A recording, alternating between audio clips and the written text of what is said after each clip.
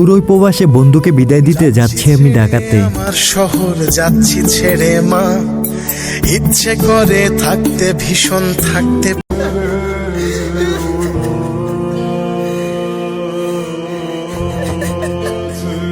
যে বন্ধুটার সাথে একসাথে খেলাধুলা করতাম আজ সেই বন্ধুটা চলে যাচ্ছে ওই দূরপ্রবাসে।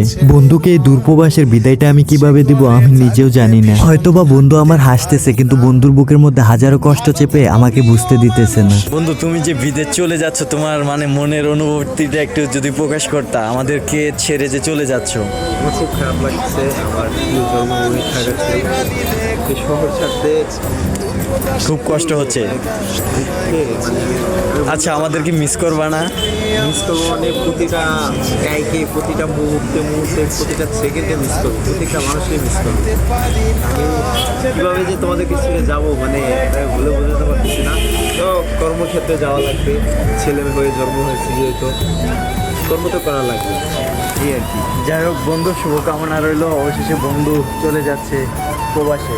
সবার থেকে বিদায় নিয়ে বন্ধু আর আমি উঠে পড়লাম বাসে। পাশের সিটের এক আন্টি বমি করতেছিল। ওনার বমি দেখে আমাদের অবস্থা হয়ে গেছে তার থেকে বেশি খারাপ, তাই জ্যাকেটের মাস্ক দিয়ে পুরো মুখটা ঢেকে ফেলেছি আমি। তার কিছুক্ষণ পরেই খাগড়াছড়ি থেকে ছেড়ে আসা বাসটি কুমিল্লা 14 গ্রাম খাবার খাওয়ার জন্য মায়াবী হোটেলে দাঁড়ায়। হিসু করতে গিয়েও শান্তি নেই, মেট্রো রেলের মতো সিরিয়াল ধরে দাঁড়িয়ে থাকতে হয়। হিসু করা শেষে এখন দেখি চায়ের জন্য সিরিয়াল ধরে দাঁড়িয়ে থাকতে হয়। চায়ের জন্য অনেকক্ষণ অপেক্ষা করার পর অবশেষে চায়ের দেখা পেলাম। চা খাইতেছিলাম আর ভাবতেছিলাম কেউ বা প্রতিষ্ঠিত হয়ে ফিরতেছে দেশে, আর কেউ বা প্রতিষ্ঠিত হওয়ার জন্য যাচ্ছে ওই দূর প্রবাসে। বন্ধুর পাশের ছেলেটা আমাদের গ্রামের পাশের গ্রামে, ওই ভাইয়াটাও যাচ্ছে ওই দূর প্রবাসে। ছেলে মানুষের জীবনটাই এমন, টাকার জন্য ছাড়তে হয় নিজের ঘরবাড়ি। ওদের জন্য সবাই দোয়া করবেন যাতে প্রতিষ্ঠিত হয়ে ফিরতে পারে বাড়িতে।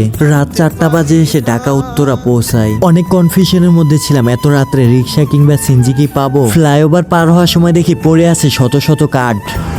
ওরে বাবা, অনেক কাঠ ফেলানো। কি হোটেল, শুধু আবাসিক আবাসিক লেখা। জাস্ট বিষয়টা বুঝলাম না, মানে যেখানে যাচ্ছি সার্ভিস সার্ভিস সার্ভিস সবুজ ভাই, এগুলা কি মানে হোটেল? এটা হোটেলের সার্ভিস সার্ভিস।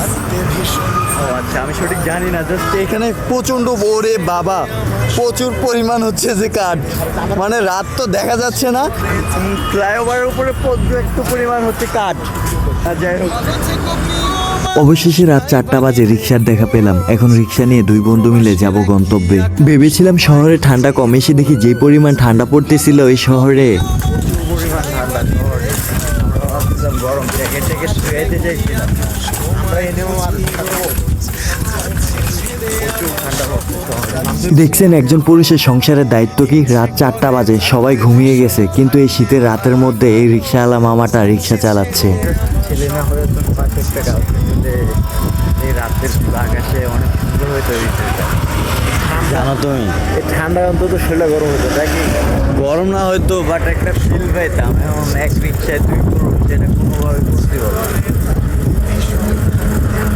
রিক্সাওয়ালা মামাটা গন্তব্যে পৌঁছে দিল। তারপর রিক্সাওয়ালা মামাটাকে নিয়ে ছোট একটা চায়ের টঙের দোকানে চা খেতে বসে পড়লাম। চা খাওয়া শেষে এখন নৌকায় করে আমাদের দুজনে যেতে হবে নদীর ওই পারে। আজকের এই পর্যন্ত ছিল ব্লগ ভিডিও। ভিডিওটি কেমন লাগলো অবশ্যই কমেন্ট বক্সে জানাবেন, আর যদি ভিডিওটি ভালো লাগে পেজটি ফলো দিয়ে পাশে থাকবেন। ধন্যবাদ, ভালো থাকবেন সবাই। আল্লাহ হাফেজ, দেখা হবে পরবর্তী কোনো এক ভিডিওতে।